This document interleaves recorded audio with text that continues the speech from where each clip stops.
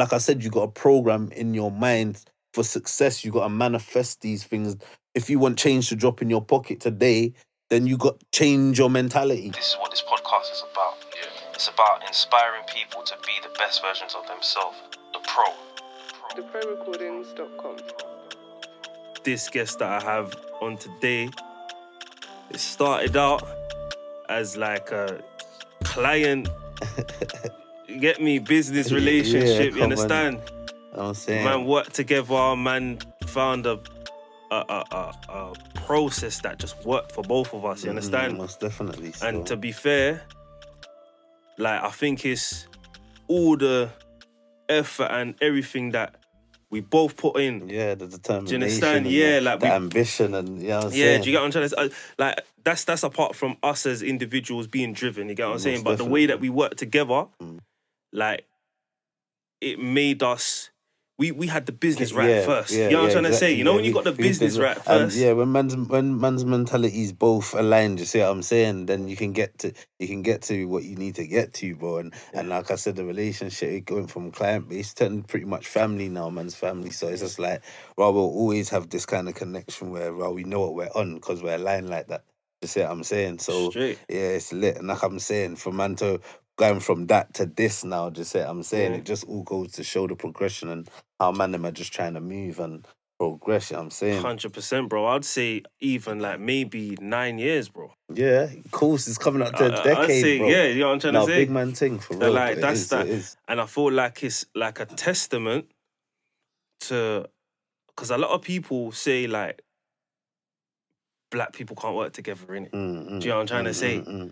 And especially like niggas, you know what I'm trying to say? Like they'll say us, like we don't know how to work together and whatever. But the thing is, we've shown that when you get the business right, first and foremost, because if you get the business right, you cut out all the rubbish. Yeah, because at the end of the day, we're all trying to get to the same kind of, reach the same kind of goals and so I'm saying achievements, so I'm saying. So it's like, why are you going to go against the grain when you see a brother that's trying to do exactly the same kind of thing as you or similar and be procrastinating on that shit? Because really and truly, like, raw, two heads is better than one. Just what I'm saying. So if you and somebody else can align with your right ideas and the mentalities, and even if it comes down to finances, then you never know what can happen. Just what I'm saying. So it's just, like I said, raw, it's just kind of just being in tune with the people that you're around, the things you're doing, you know what I'm saying, and just try and get to it, you know what I'm saying, and that's what we've been doing. So it's a kind of a shame that, like, we ain't really popped off how we know we can do, but, like, inshallah, all in good time, just what I'm saying, we just keep grinding, you know what I'm saying, we don't really watch the times, we just grind, you know what I'm saying. Exactly, my bro, like, exactly. And the thing is, bro, like, who's to know that everything that we've done and been through hasn't contributed to where we're going. Exactly. You get what I'm trying to say? And it's not even like, man will say who's to know, but that's definitely the case, you know? And that kind of leads me to where I was going to go in regards to asking you about your journey, understand? So, like I said, I just gave a little background about our relationship. So we started off. Yeah, because for those that might not know, my name's DnG, Dirty Cash. You know, that's my alias. It's what I'm saying. I'm a rapper from South London, entrepreneur. That's what I call myself, entrepreneur. Because we out here, even though, like, I'm from South London, from the streets, so I'm saying, originally from Lewisham, so I'm saying, I'm grown up, lived pretty much everywhere in South, from Brixton, Orpington, Bromley, Deptford, Brooklyn. I grew up around them signs, Angel, where my grandma used to live. So, like, I've been around to, like, see a lot of shit that's been, like, in our culture, just say I'm saying, from the roads to the music to the fashion thing, you see what I'm saying? So, like, yeah, that's really, like, where I'm coming from my point of view. But I've gone through a lot of things, you see what I'm saying? I've been through my own stints, my own journeys, my own hardships, trials, tribulations. I'm saying I've been in jail, like, hopefully never going back to that bit. So, you know, I've seen like a lot of the same things that a lot of niggas is out here but I've been through, and I'm just striving to get out of, you see what I'm saying, just to be on some better uplifting positive shit, just see what I'm saying. So, because like you said, like niggas is always stereotyped or, you know what I'm saying, stigmatized for just being on some negative bullshit. You see what I'm saying? When yeah. we don't really get the light shining on us when we're actually doing some positive shit in the community or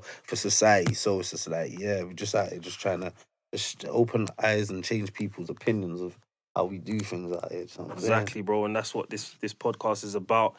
You know what I mean? The It's pro just, podcast. you know, showcasing like us being the best at what at We ourselves, can being the do best version of of ourselves, yourself. most You definitely. understand? And sorry to cut you, like that's the whole the whole aspiration and inspiration behind my brand MVSI, which is a play on words for having an MVSI or envious eye.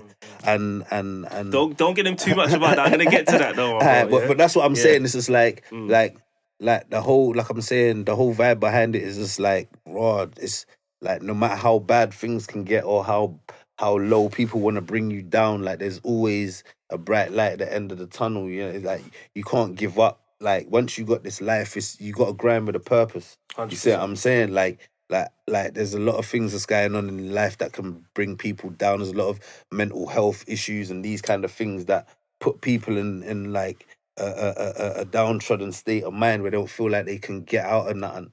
But it's just like you gotta kind of program yourself the way they program us. You see what I'm saying? Because they're out here programming. They're putting codes and all kinds of shit to make man feel certain types of way out here. Trust So me. you gotta learn how to like slap that energy away and process yourself, program yourself in order for you to get up. Because no one ain't out is giving us nothing too much. You have to go and grab that shit. 100%, bro. like you see, everything you just said has been my whole motivation that has kept me going because, you know, when like was younger, I don't know if you went through the stages of like man's watching the Illuminati videos and Yeah, all them all of thing that. there, and obviously we're coming from like the streets, and we've got certain stigmas attached to us where we might have even tried to get a job when we was younger, and then we're not getting through. So it's like, right, you know what? I've tried, mum. I've got to do what I've got to do. Do you know what I'm trying to say? Like the frustration just builds up. The frustration then turns into stress, which then turns into anxiety, then which just turns into man just turning violent. You see what I'm saying? Or just having to, because when times get tested and like who you need to eat and you know what I'm saying, like your back's against the wall, you gotta do what you gotta do, regardless of what mummy's telling you and how to, and or your peers are telling you how to be. You can only check for what's going on with you. Do you see what I'm saying? So like really and truly, like this is what I'm saying. So we have to just kind of keep ourselves in a right state of mind to not kind of put ourselves into that category or that stigma. Just see what I'm saying? Because like you said, it's all about kind of changing people's perceptions on things. Once they do that, then do you know what I'm saying, like man's halfway there. Do you know what I'm saying? They say nothing tried, nothing gained, innit? Exactly. Do you understand? And Exactly. like through hardship, that's when you learn so much about yourself. Do you And get where I'm really coming and truly, from? like, if you can lock in, like, me personally, I'm quite a spiritual person, you see what I'm saying? That's kind of like the whole basis behind my thing as well. It's like, if you can lock into, like, part of the third eye society, the third eye, my thing's called third eye apparel, because it's like, if you can look your mind in, like, spiritually, like, regardless of what kind of religion you are, or what faith you're into, lock in with your God, lock in, because mind is a powerful thing. You see what I'm saying? Like your heart desires everything you need in this life. So it's like if you can lock into your emotional side and your mental side and put yourself in a place where like nobody can really touch your energy. You see what I'm saying? Your energy, what you're putting out there is what you're getting back in it.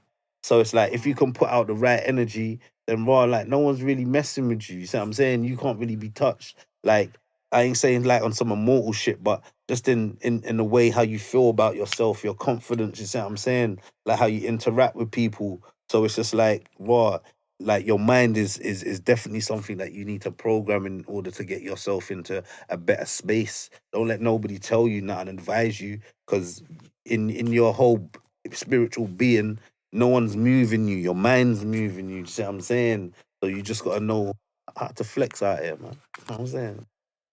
Do you know what is mad, yeah? Because what you're saying is like you're reflecting a lot of the journey that a lot of us as young black males has come from. I don't know if your father was around when you was growing up. Do you understand? No. To be honest, I kind of went through the same bullshit upbringing as like a lot of Most of us, most of the yeah, man yeah. from the hood or whatever you say. I'm saying Yeah, like yeah. it's like I never grew with my dad, but eventually when my mum settled and she found a partner and she got married and that, like that's when I saw the whole kind of like family structure kind of thing, Right. because I never grew with that. Yeah, I yeah. grew with my family to a point where everyone used to go to grannies and chill, and then when granny falls out now and the family, it's like granny holds everything together, but then when she's not there no more, everybody's just on their own shit, and then you get the family breakdowns, and that's when you get the dysfunctional family type stigma, and nobody's chatting to them. And then you see what I'm saying? We don't really usually hold each other down as family once granny's gone. Do you see it? Because it's like she was the the matriarch. foundation as well of the family. You see what I'm saying? Of the tree that where everyone should be blooming, everyone's branching out. So I'm saying, because no one has that. No one has that strong foundation no more. Do you see what I'm saying? But yeah, man, and that thing is So you know, like what you said in terms of like the dysfunctional family side of things. I think what you were saying about, you know, believing in yourself, essentially that's what you're saying, believe in yourself. But we've had to come to a point as young black males who have maybe been through that sort of upbringing or that sort of background growing up without dad, because it's similar to me. Like I grew up, my dad was here but not there, and here and not there, in and and out. Like, and I had a lot of inconsistency. But then as I've grown up, me and my father have developed a strong relationship. Do you get what I'm trying to say? Which I give thanks to. And in regards to like grandma being the matriarch and the holding the family together, thank God, like my grandma's still around, you understand?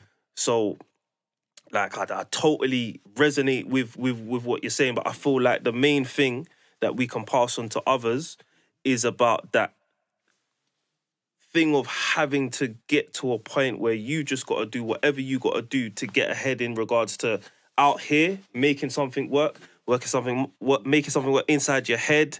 Do you understand? Because a lot of mental health, when you ain't got a male growing up to show you the ropes, when you've got all these questions in your head, But and you even only just a got role mum, model, a role like model, yeah, role modeling. Do you understand? Just in in general, role modeling. yeah. We never really we had role models that might not have been the best role models. So then Exactly. what do? We start looking up to rappers, And we these start other people, other exactly. people, Nobody man on necessarily, but road. not even anybody that's necessarily showing us anything positive. Yeah, but it's like we strive to be like people that are successful, or just what I'm saying, have achieved well. Just what I'm saying, and sometimes it's not always in the best fields, but as we still need an inspiration or to aspire to things. You see what I'm saying? So it's just like raw. For instance, I don't really have no people that I look up to other than, I don't know, like people that are doing well financially for themselves, that are pretty much, I like people that are self-taught and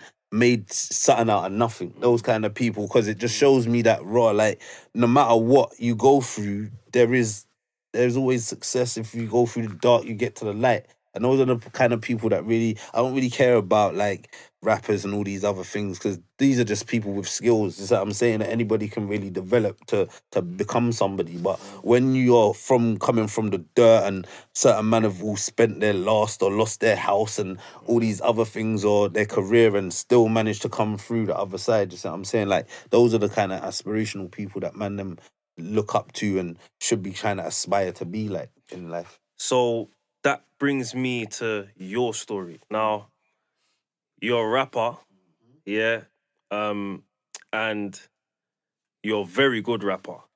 Thank You you. understand? Thank You're you. one of the Thank you. you're actually one of the best that I know personally. Do you get what I'm trying to say? Yeah, Like yeah, I can lit. actually say that. You get me? I Lit. was Love for telling my that. wife yesterday, blood. I was playing her some of your stuff. You get me? Love Just for so that. that she understands. You Yeah, understand? You yeah, get me? yeah, yeah. And she was impressed. You know what I mean? There. Safe, man. You know. So it's like, but yeah, man. Like the thing is, it obviously came from somewhere. Do you get me? And obviously, I'm glad that you gave your backstory about yourself, you know, and a lot of where you're going artistically is obviously fueled by your journey. You get what I'm trying to Most say? definitely So still.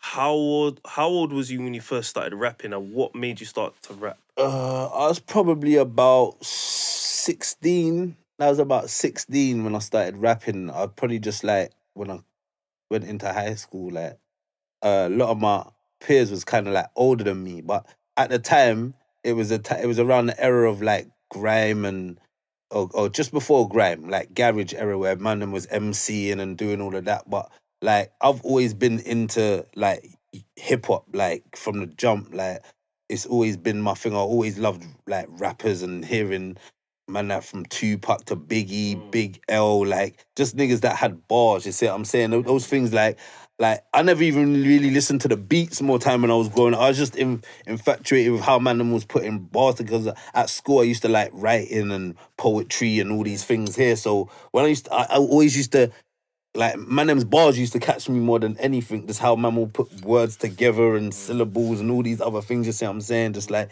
patterns and flows. So like when I started getting older and I was into school and I used to start seeing man them MC and doing all these things, I was just like, raw, like, man can do this. And because a lot of the man them that was doing it was older than me, I felt like, raw, man has to prove myself. Like, if I hear man them spitting and come with a bar or whatever, and lunchtime or whatever, man them are rapping or MCing to shit, or battling. So man just got into it, shit like that. You see what I'm saying? What so school did you go to? First I went to a school in Woolwich. What was my school in Woolwich called? Eaglesfield. I used to go to Eaglesfield over there. I didn't last long in there because man was getting into fights. I think I got like I got excluded from that school within the first couple months of me going there because there was just fights all the time. Yeah. Man ended up getting into something with one youth in there. I had to end up leaving the school because I didn't even want my mum to know that I got expelled, fam. Wow. So it was on some shit like raw.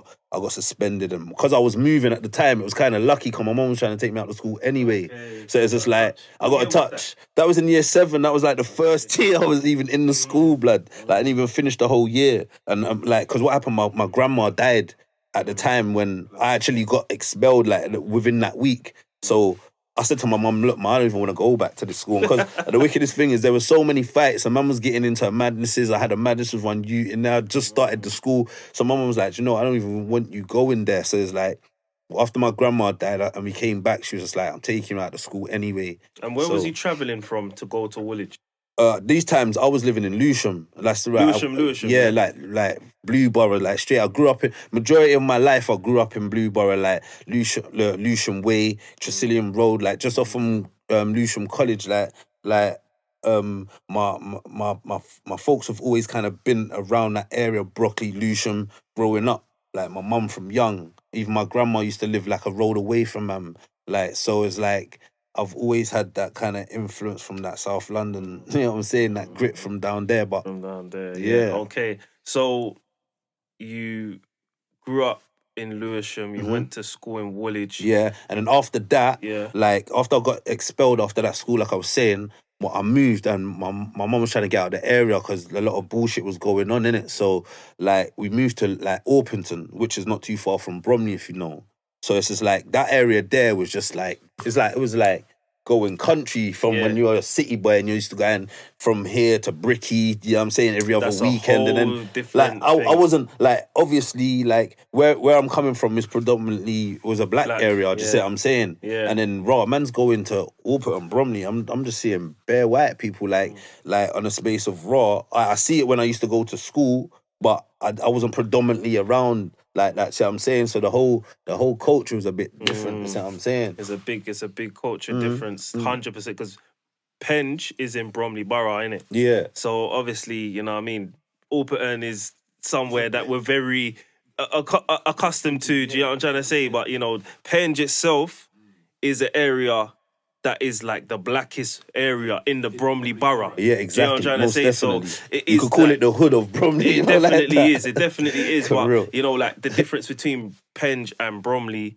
or back in the day, especially big difference between Penge and Alperton back in the day, different. But I think a lot more ethnic people have moved to Bromley and Alperton. Yeah, and you see over the years, most definitely. You know Because when I went down there, or when we moved down there, it was like spot the black person. It was like raw, like I didn't even know if I was safe down there, bro, because I know I used to hear all the stories of what you moving to, there's bare racist people and travellers and this and that and that. So like, but wherever you never I had go, any of them sort of no. issues? Do you know the wickedest thing is like when I first moved down there, like there was a few man them that I used to know, and like they was a bit younger than man because I'm a bit older than a lot of the man them that was living down there. Because there was a few dotted around, but they all stuck together and was in a little Okay. group and that. You know what I'm Okay. saying? So there was a few man that I used to know. There was one of my brethrens, Shark Kid. You get me, Ninja Kid. You get me. Like we was down there rocking. When I found out that he lived down there, one of my Brixton brethrens, like we just started doing our own little thing down there, and we just had. And after a while, we just started seeing more people coming down there. But I never had no issues with none of the travelers or Okay. no racist comments. Like what? Because I've always been a hustler. So when I was down there, I started doing my little thing down there, and people actually started knowing me for what I do because I'm always, regardless of what I do, try and provide a good service or whatever I'm doing. Just see what I'm saying. So it's always been cool down there, but it was Okay. different. It was very different.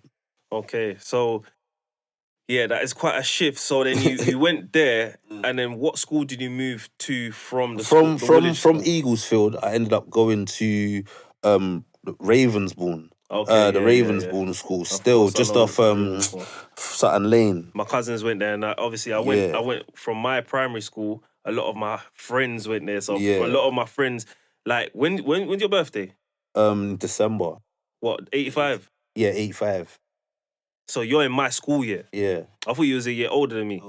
But so you would have been, so you know quite a few of my friends then. Probably, yeah. You know quite a few of my friends. Like I'm not gonna say none of No, their you ain't gonna names, say innit? names, You but get I me? know you know. Yeah. I know you know some of the pen runs and that. Yeah. A lot of them. You know what I'm trying to say. Come on, man.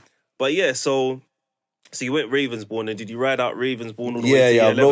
rode it out till the end of the GCSEs and all of that. Do you get me? So yeah, I passed with some alright grades. I'm saying like I loved, to be honest, like I loved the because I went to two different schools in two different boroughs as well. Yeah, like I could see the contrast between the schools because the one that I went to, Eaglesfield, was predominantly a boys' school as well. So it was full of testosterone and like gang shit. You see what I'm saying? At them times, you know what time it was in Woolwich at them times as well, fam. It was peak, fam. And remember, I was living in Blueborough them times as well, and Blueborough man was having beef with Woolwich man as well. So it was like raw. Niggas is thinking I'm cool, and I wasn't even gang at the time like that in school. Do you get me? I was just trying to like fuck around. Yeah, that's what I'm saying. Like man weren't, but there was a lot of niggas that was on that shit because they had older brothers and all these other shit, and they live on this block and that. So like if you like me, I had one youth in my form at the time. I didn't really like him because he's just always coming bossy, but I didn't even know at the time he had a bigger brother that was in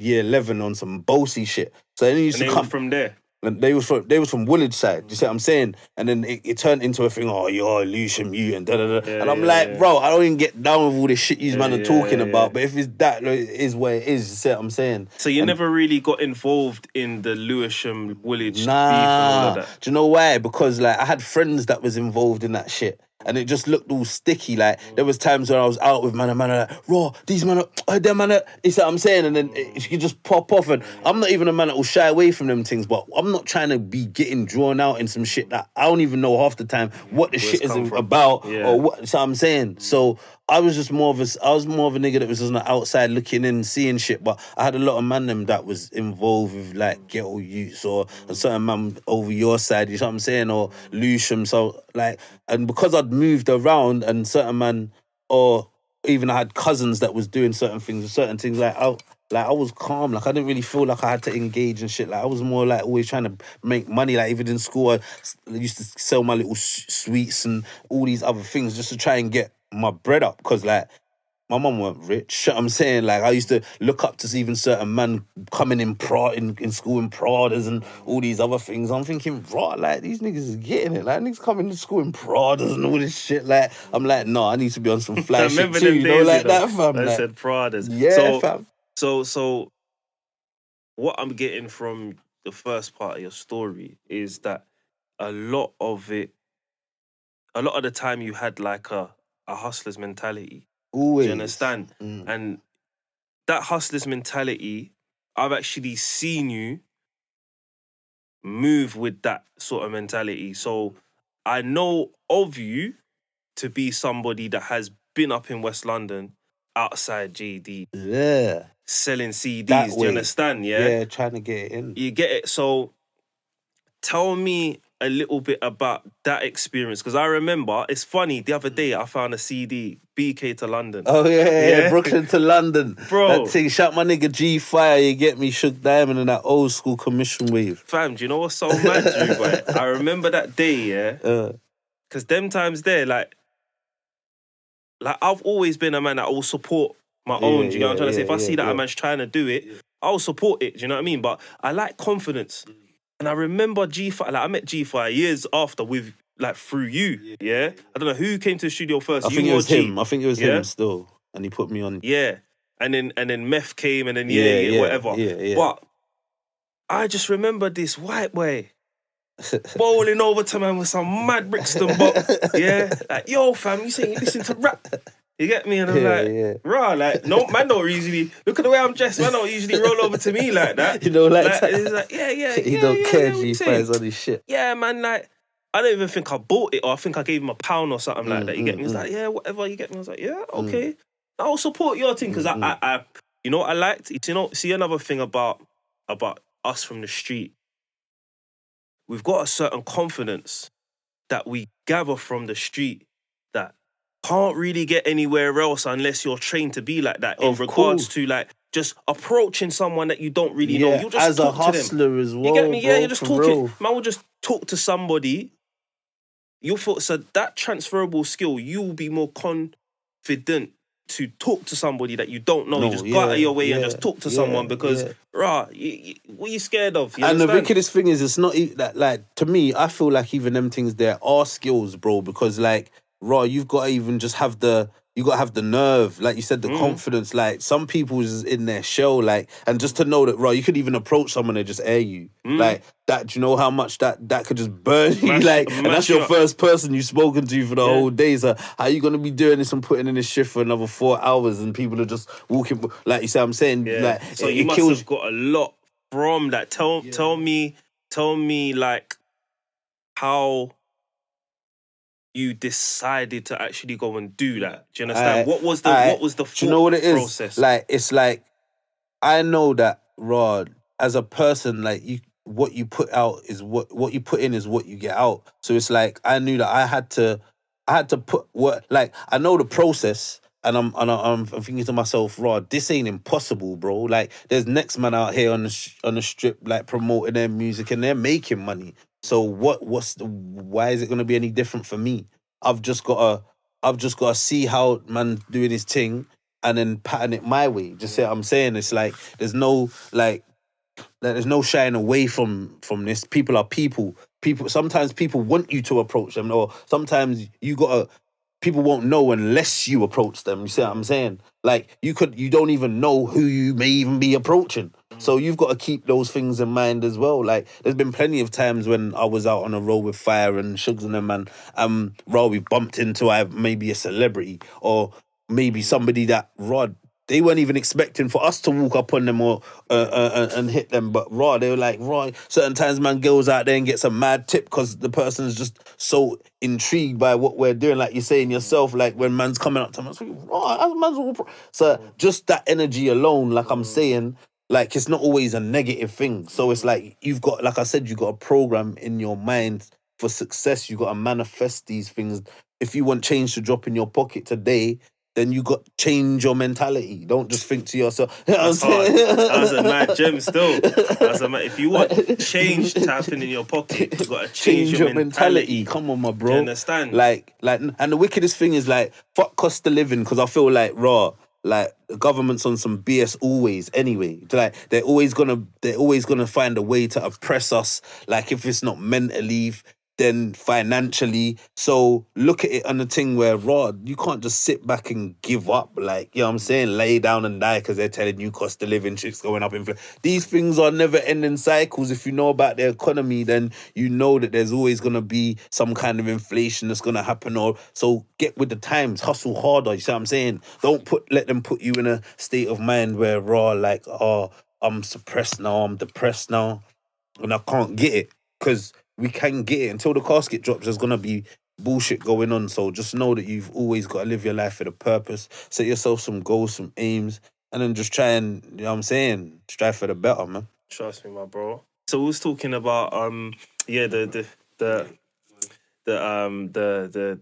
what made you With the what rap was the thing. decision for you to go out and speak to start doing that? And you Oh, told yeah, me that yeah, yeah, yeah. sometimes, you know, you would Yeah, but you know what it is? It's like once I'd patterned the music, like me and Fire started patterning the music because like I originally met Fire through like I think he was holding a talent show or one of those you know at the time he was holding them shows as well. Yeah. And I think I must have applied to perform at one of his shows.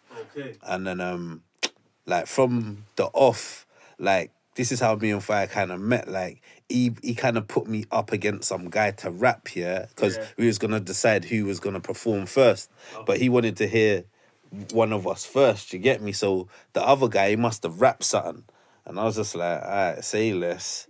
And he was from East. The brother's from East, and at the time I didn't want to perform the track I was performing, so I just freestyled something. He had a beat on, and I was just freestyling. And then I said something about the youth being from East, and obviously we're both from South, so he just killed it. And then he started busting up. He's like, "Raw, that was hard. Da da da. Yeah. You can perform when you want." Rah.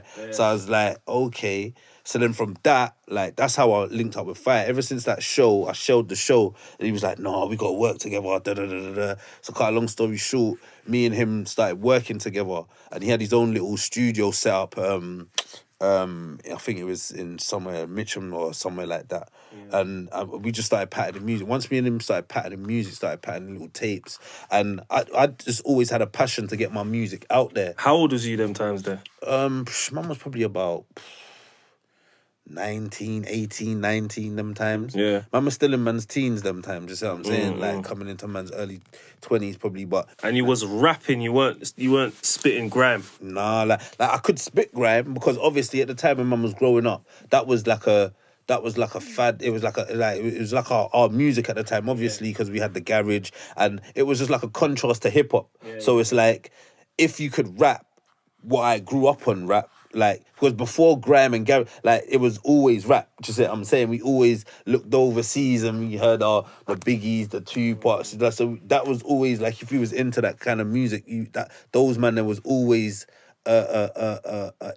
inspiration to man or aspiration to man when it came to music. Because even though we had our own little rappers over here, maybe from the Rodney P's, the Skinny Mans, and That's what I was the gonna Black say. Twangs, Yeah. because those like I always loved hip hop. You see what I'm saying? So I went and dug out or would go and search online for UK rap, like not just listening to the jiggers and the, you see what I'm saying? Because I like to hear how man was doing shit in our tongue. You see what I'm saying? And like Black Twang is a good friend of my mum's as well, and he was 'Cause quite he's a from big, over there, innit? He's from Deptford, innit? Yeah, he's from Blueborough sides as well. He's a good friend of my mum's back in the day, so I kind of knew that there was man out here rapping. Whereas there's a lot of man, they didn't know niggas was out here rapping. See what I'm saying? Like, so if you mention, like I said, certain man from back in the day, Rodney P, Scheme, Skinny Man, like there's like shit, there was niggas out here that was trying to put in that work. See what I'm saying? So those man them was the man them that I would listen to and make me wanna, and I knew that a lot of them man as well would be on the roads with their tapes. You see what I'm saying? Or you'd see them man at events and they're plugging their shit. So that inspired you. Yeah, Do you know what's so funny? Because it's like you took the words out of my mouth. I was literally going to ask you next, who inspired you, UK and overseas? And you've literally just said all of that, you know? Because So that's man's error. Like, regardless of like what we was doing over here with the grime and the garage type shit, like I'm saying, there was man, I have to hold them up. Like, there was man over here that really did pave the way for this UK rap shit, and they don't even get enough recognition, bro. I'm telling you, like, because when we talk about rap now, rap's changed from decades ago when there was niggas first trying to pave the way with UK rap. You see what I'm saying? And a lot of them man them didn't get their real just deserves or flowers for what they've helped to bring, like, to what we have today. Do you see what I'm saying? Even down to man like Raw Kalashnikov, which is one of my favourite rappers, like, coming up. You see what I'm saying? So yeah. So yeah, because I was also gonna ask you, what were your inspirations? Was it coming from like a garagey grime background, or was it coming from rap? And you've literally just answered all of that, you know what I'm saying? So thank you for that. No problem, bro. So yeah, because I think a lot of people would have either been inspired by garage and grime, or they'd be inspired by rap, but they'd be rapping in an American accent. Do you understand? And you know what the wickedest thing is, yeah? Like, I'm not gonna say that I never rapped in an American accent, but when it came to me making music, like I never made music like with a twang or I always spat my tongue. Just say what I'm saying. I'll tell you what I was inspired. I was inspired by the hustle of grime. So like when you see how like man was moving like So Solid for instance, like just the whole group and how they pattern their thing, like Pay As You Go, Nasty Crew, all them man there, like they had a way of like how they hustled their thing, their music. Do you see what I'm saying? Roll deep. You see what I'm saying? Like I like the whole energy of the scene and how man them were all trying to come together and like man will go have their little studio sessions on radio and all them things. Like those, I like the whole energy of the grime scene. But like I'm saying, I was inspired to try and make like I always wanted to have my own like Def Jam roster, like you know, like that. Like when I used to see how raw Def Jam had it back in the day when they had DMX on the roster, Redman on the like all these different rappers. Like I always thought to myself, raw, man, want to see that in the UK. Like we should have our like I always thought, how come we ain't got our own labels out of our own artists? Because there were so many artists that was popping like or trying to get their foot in the door, but it was hard. See what I'm saying? But we never had that. We never had that. You see how America had they got their market for their music. We had the market, but we weren't we didn't have the exposure. You see what I'm saying? Or we weren't given the exposure. Like we only had the odd token rapper here or this there, but they wasn't a scene. You know what I'm saying? So 100%. And look at how it's come from there to now. And the thing is, because I've been in music, I've been involved in music from them times there and like for so long, and same way looked up to like, you know, the way So Solid pattern up their thing. Been aware of the UK rappers. Like, I'll be honest with you, Black Twang, I think what was out there and accessible, you would hear because it's just out there. It's on MTV, it's on the box. Is you know what I'm trying to say? It might be on the radio here and there. Yeah. Remember Iceberg Slim? Yeah. You know what I'm trying to say? Yeah. And I think he got a number one. Yeah, you know what I'm trying to say? Yeah. So that was good to hear, but he was very much like Jigger, innit? Do you know what I'm trying to say? So it's like I was so hooked on to the authenticity of the grime and garage scene that we come up with. That So Solid. I used to look up to So Solid a lot because it was very authentic. You get me? Yeah. So when it came to like hearing Kalashnikov now, that's when I was like, rah, okay, because he's authentically in his own, like in the East London Hackney accent, you get what I'm trying to say? And he's talking stuff like that's going on, you get what I mean? And it's like raw, like if you're a real nigga, like say, or black man, like the things he was coming with, Kalashnikov, shout Terra Firma, you get me, bro, like these man here, that they were spitting jewels on rhythms like that you would expect to hear from niggas like Styles P or like it was like hearing like some hood niggas from America but on some UK shit. So it was like, and niggas is actually saying some shit. Saying stuff, yeah. Like not even just on some shit where that make you want to go touch the road, but make you think different. You know what I'm saying? Yeah, and it was all inclusive. Do you get what I'm trying to say? Bro. So yeah, that was very inspiring. Now, moving forward, you know, we've spoken about where you've come from. You know, we've spoken about what inspired you to get into rapping. You know, you've even gone out and you've attached the hustle side of it to the music, which was what I was on. Like, I'm coming from more of a producer angle. Do you understand? So when I started producing, I think the first time I ever looked at it or took a step forward as a music entrepreneur was when I was about 16, maybe before that, because I started selling the ringtones, innit? I used to make ringtones. Yeah, Remember all the the 3210 ringtones, and all of that? Yeah, that Used to was make it. ringtones, and people said to me, oh, you should charge for that. You get me at least 25p a ringtone. That was So, a little lucrative business at them times. do you get what I'm trying to say, Yeah. bro? So people started coming to man and whatever to asking me to do the ringtones thing for them. So I started doing that, collecting up a little change. But then, because I was a DJ and a producer, I used to produce my beats on like the PlayStation or FL Studio. Meth, yeah? Not Too Black. Yeah. Too Black was the first rapper that I ever made a beat for. Hands down. That's yeah. Obviously he was one of the man them, innit? And I'm like, I'm like 2 years younger than him, innit? And I remember, I think we was chilling, like was outside, innit? And I was young, bro. I was probably like 13, 14, blood. Yeah? Literally, no older. And he was like, was talking about rapping and that. And he said he rap. I said, yeah, you rap. I was like, oh yeah, I make beats. So he said, you make beats?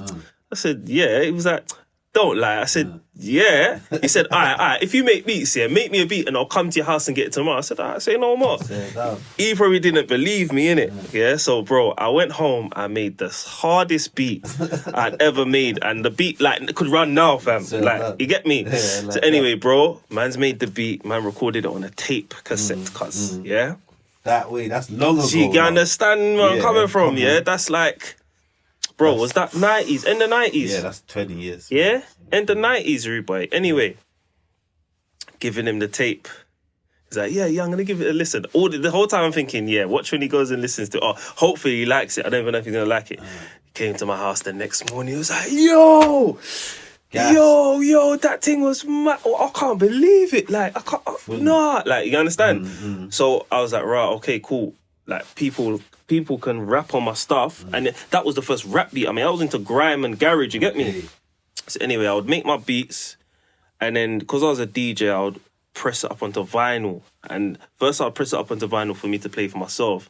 And I was like, I want to press it up to put in the record shops. Because I'm going to the record shops, I'm buying vinyls, innit? Yeah. So I think my mum gave me some money, or my auntie gave me some money to get some vinyls pressed.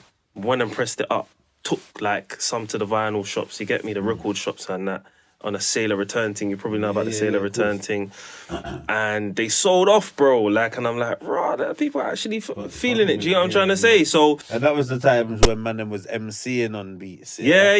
Radio sets. I remember all of that shit still. Do you get what I mean, bro? I remember at the time when I used to go studio and I used to see certain man them doing their little radio sets, going to the record shops, and they was cutting like just producers' beats, like going on the radios, and that's how a lot of the time a lot of these producers was getting their foot in the door for man them spitting over radio. Their beats. Yeah, of course, yeah, fam. Of course, bro. And like, that's what I'm saying, man, bro. I remember putting on the radio, and like certain DJs, like even so that there was that era where everyone was listening to Wiley and Dizzy, yeah.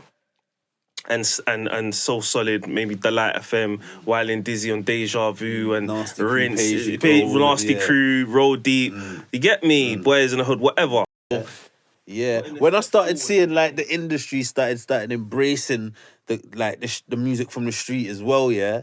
And then you start seeing raw niggas from the street, raw that you've probably seen as well. These man is rolling different, like they actually getting some traction in the mainstream. Do you see what I'm saying? Like, look how when So Solid bust up with the 21 seconds, and I even had white youths in school and some 21 second shit. Like it was different. And that's what gave me the inspiration, like the aspirations to know that these man are from the hood. Man could get it just like, and then we went from, what was it, Channel U to Channel AKA, and then even before that, when it was MTV Bass and certain tunes was running, when you were surprised to see this tune's playing on bass.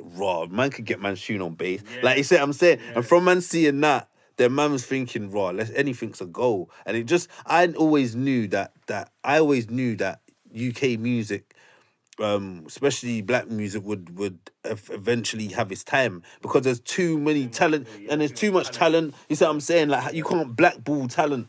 Like, you can try, but eventually someone's gonna kick the door down. You see what I'm saying? And it's proven over time.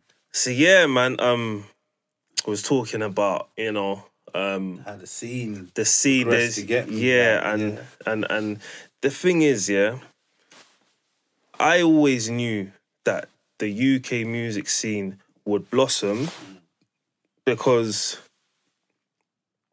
the same kind of journey that the Americans went through, they're ahead of us. And everything that I'd seen the Americans go through started happening to us. And I thought, well, if they're there now, and this is what has happened to them, and we're going through the same thing, then we must reach there. You get me? It's just like analysing trends, innit? And I'm very good at analysing trends.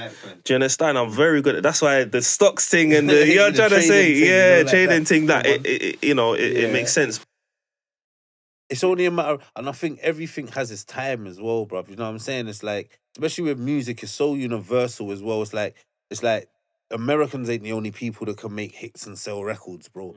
Like, there's people selling records in the individual countries all around the world. It just boils down to the genre. But the hip hop genre, like in the UK, I think was just blackballed due to the fact of majority of people that do it are black, and we ain't given that rightful opportunity to express ourselves as much as other genres. And that was just it. Like, even though a lot of people will be out in the club dancing to our music on the weekends, it weren't played as much on the radios. You see what I'm saying? Or exposed like that. You see what I'm saying? For us to capitalize off of it. 100%. And the thing is, I remember the scene being in a place where, like, people would be trying to make music that was pop in order for it to pop. Do you know what I'm trying to say? And obviously it's got to a stage where, underground music, well, not got to a stage where underground music always made its course to make it overground. Every single, like, from house back in the day, grime when Dizzy Rascal done Boy in the Corner, even certain garage shit, So Solid, you understand? It was so big underground that they had to take it in overground because it was just so popular in the clubs. Do you understand? So then that became popular, and then that's what pop music is. So whenever, like people used to say, I want to make a pop tune, like if they come to the studio, I want to make a pop tune, I'll be telling them, look, there's no such thing as pop music, blood, really and truly. All that pop music is whatever's popular at the time. Like, you know what I'm trying to say? Like they'll say, so people might say, a house song is pop now. But house ain't always been popular. No, do you know what I'm trying to say? Drill could be pop soon, blood. And this is why I say everything has its time, bro. Like, music is so universal to the ear. It's like whatever's good at the time, like whatever's bumping at the time. And if that's bumping, then you're sure to gonna have another artist that's gonna try and follow that trend. You see what I'm saying? So that's what stays lit at that time until it gets saturated and everyone's like, I'm tired of this shit now. Let me hear some next shit. So that's just how the game goes. And you know what's so funny? See what you just said? I'm tired of this. Let me hear some next stuff, yeah?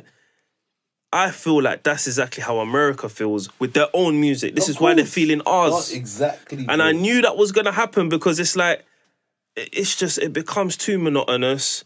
And then it's like, it's not as talented. You're like, we're talented over here. Like, man's barring. Remember, man's coming from bars. Man has to catch the drop. Man has to give it the right energy. Man has to make sure you got the right, setting the right tone, saying the right bars. shit. Yeah, come on. Do you know what I'm trying to say? Like, so the thing is, the talent will always speak for itself, even though, like, some talented people don't get represented and whatever. But gradually, people will start to take to it if you're persistent enough. You know what definitely. I mean? It's like, even like myself, like sometimes, like even down to yourself, because I rate you highly with this bar shit, bro. I was all talking to Zimmer the other day about, my man was like, bro, hey, man, it's hard, you know. Man, them should have just been doing this from day. And I said, yeah, it's unfortunate, but it's like, even like myself, I feel like I'm one of the best rappers not out. Like, and that's just me.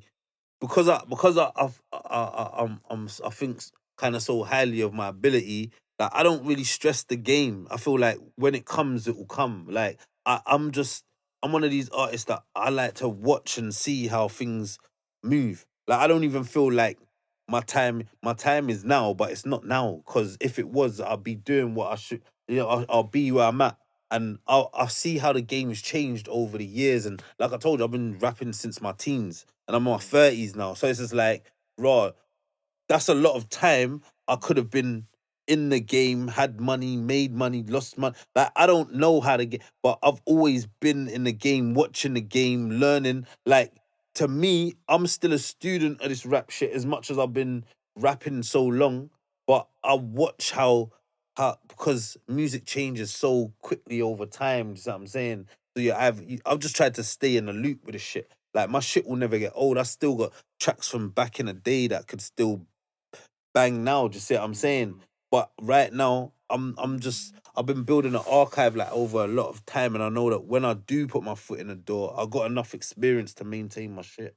Just see what I'm saying? Like, I ain't one of these artists that's just trying to get a deal or make a couple songs and then make a little piece and then fall out. And I ain't had no, like, the way I've tried to like worked on my craft. Like, if once I'm in the door and my foot's in the door, I'm not leaving. Like, I'm not gonna back out till I'm ready to retire on some jigger shit. Like, yeah, I've made money, I've built up some businesses, and I've got a little entity, and I'm ready to just fall back and put my feet up, bro. You know, like that. Okay, so that leads me onto the next part, and it's probably going to be the final part because we're trying to keep it within an hour-ish. Yeah, no doubt.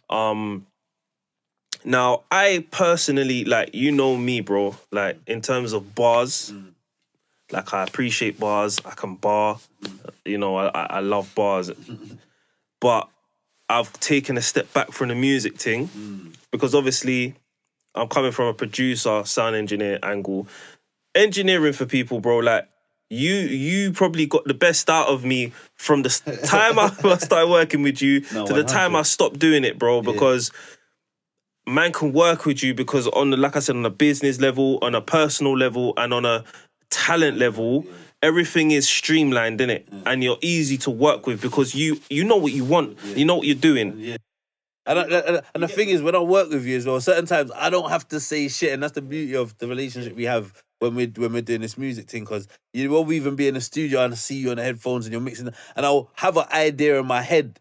And I'll tell you it. Certain times I feel a way to even say it because I know you know. Yeah, you know what I'm saying? It's like, yeah. I know you know. But it's just like, that's how much of a perfectionist I am with my thing. But it's also a testament to raw how you do your thing, because it's like raw, like I'm saying, when you're aligned with someone on a musical level, like you know as a rapper how I want to sound, and as a producer, like, you know how you want it to sound. And because you're a rapper too, you kind of understand. Yeah, you see what I'm saying? of course. It's like an unwritten rule. We ain't got to say shit between each other. But raw, I only say shit just to confirm the thing. You see what I'm saying? Of course. And there's only a few people who man will have that understanding with, where it's unspoken. You know what I'm trying to say? You just come in, we do what we got to do. And like I said, because the business, like, I've never had to, some man will really try and star man with the money situation. I've never had to have that with you. No, even if we've bro. had to barter on prices, which has been not a lot of times,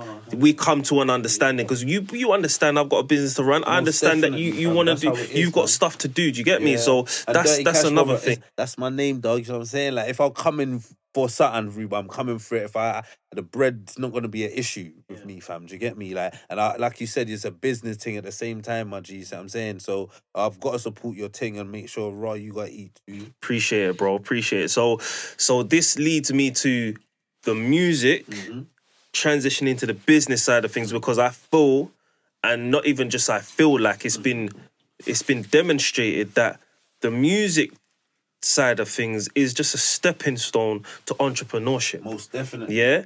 And we've seen this with Jigga. We've seen this with all the top rappers. They've all got some sort of enterprise backing them, you get me? Because the way that music is now, obviously, CDs ain't being sold. Yeah, some people sell CDs, some people sell vinyl, whatever, on a just like a scale, deluxe novelty kind of side of things. But let's be serious. The way that the majority of people in the world consume music, they're not paying for CDs, they're streaming, and each stream is 0.0084 pence. Right? Out of that one stream if you've got a team of people that's on the project, so you got the producer and the rapper, you got to split those royalties. Yeah. If it's a record label, this is another thing why record labels don't need to be involved, because you can go straight to your consumer. The whole industry's changed, And right? you can just have a man distributing your thing now and then rude by boom, boom, boom, depending how consistent you are. Right, Do you understand? Business for you, that. But this is the thing, bro. So for it to be lucrative, you need to be getting millions of streams regularly. You get me? So my thing is, yeah, if you've got a business, some sort of business, yeah, or enterprise alongside your hustle, your well, let me say, I'm gonna keep it broad, yeah.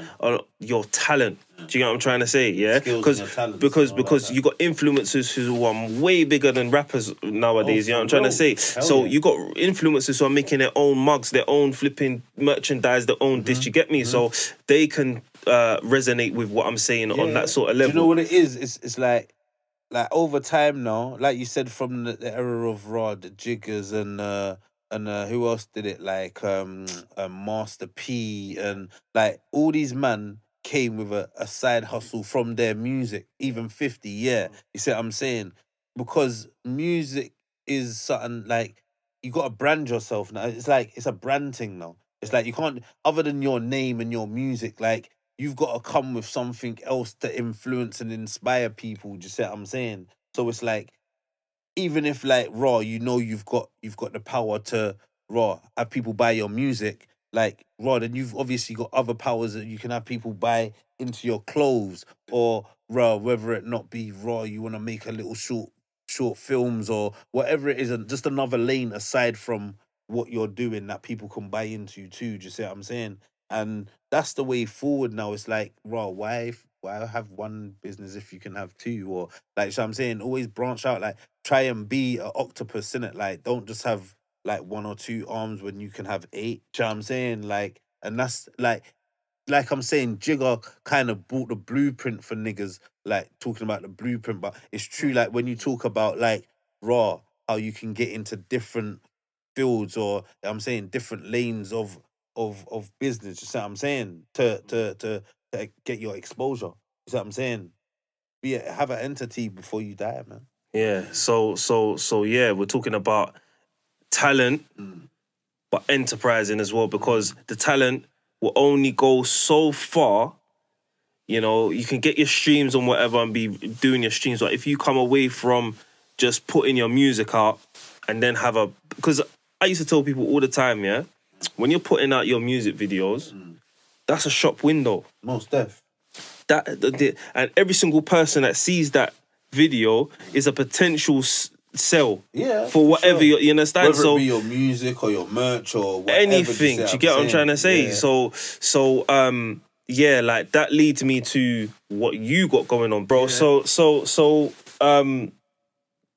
I've seen quite a few bits, but show us what you got, man. And first of all, I'll start off with like my face mask. Like my brand is quite provocative. Like I like to leave. I like to do a lot of eye-catching pieces. Like I'm gonna start doing a lot more female stuff, but I'm predominantly like a male brand at the moment. And like as you see, I got the face mask here. Yeah. These are like, this is my Joker edition. Like I'm a big fan of Joker. I don't know if you see my tats. Like I got a Joker tats there. Like, and that's my character. That's my guy. Because I feel like that guy is like he's like me, man. He's like a recluse. Like I'm an observer. I've been through bare shit, and like the only way sometimes for man to just feel better about the bullshit is just to laugh it off. You see what I'm saying? And like laughing and smiling is an emotion to me that just depicts how I want to be, just happy in life. You see what I'm saying? Regardless of the bullshit or the stigmas that man put towards man. You see what I'm saying? So the joke's my guy. So that's why I pretty much done this joke of face mask. It was pretty cool on. A lot of people get scared of it and shit, but it's one of them ones like it's just something different. And then I got the plain ones for them as well. So these come in different colours. I got another one with the Envious Eye logo on the front. Also, if you see my logo as well, it's got like the hands with the jewelry, because I also do jewelry where I don't really do female apparel. I do female jewelry though. So if you go on my website www.enviousithirdeye.apparel.com, you'll see that I've got women pieces, so they can buy jewelry. I've got jewelry which like women can get little pieces and add them to the actual main ring. So you can interchange the pieces, and depending on what kind of nails or outfit they got, they can interchange the rings, the pieces, and all kinds of little intricate things that I'm just trying to do, like little innovative things. So you're making it inclusive as well. Yeah, it's so all inclusive. It's another bro. thing that I said as well, because remember I said I can't rock the eye thing Yeah, on you my can't thing. rock You the get eye me? thing. But the wickedest thing is I've thing got here, this one here. All right, you With see the hands, this? you see what I'm saying? Yeah, the hands thing. I like that. Yeah, I like and that you see because it's the black inclusive, and got the white, black look exact. bad. Like I like that a lot. But you see this here? Yeah.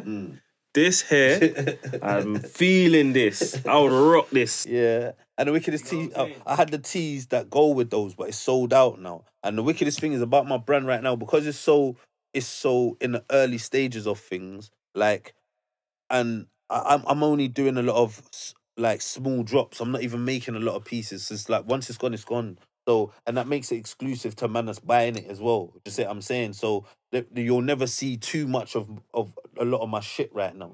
So whoever's got what they got, you got it, and it's the one-off pieces of those. You see what I'm saying? And I'm not really like, I've got so many designs I've been making myself as well. So it's just like I'm not trying to have too much inventory as well. Like I'm just gonna be making maybe 100 pieces of certain things, and then it's done. There's only 100 pieces of those. So it's over time, depending how big the brand gets, those things become like retro, and then they hold value. See what I'm saying? It's true, and that's a good angle still. See what I'm saying? That's a good angle to make And them because like until I like get that. to the stage of mass production, I've got a sharp branded my manufacturers right now, but like I'm not at the stage where I'm in all the shops yet and all of them things. So I'm doing a lot of things small scale, but I'm trying to still do big shits at the same time. Do you see what I'm saying? So yeah, man. I mean, we saying what's the feasibility of us getting some sort of discount code and Yeah, man. I mean, you go on my website, like you get you get 10% discount off your purchase, no matter how much you purchase. So I'm saying you could buy a hat, tee, whatever. You're still gonna get that 10%.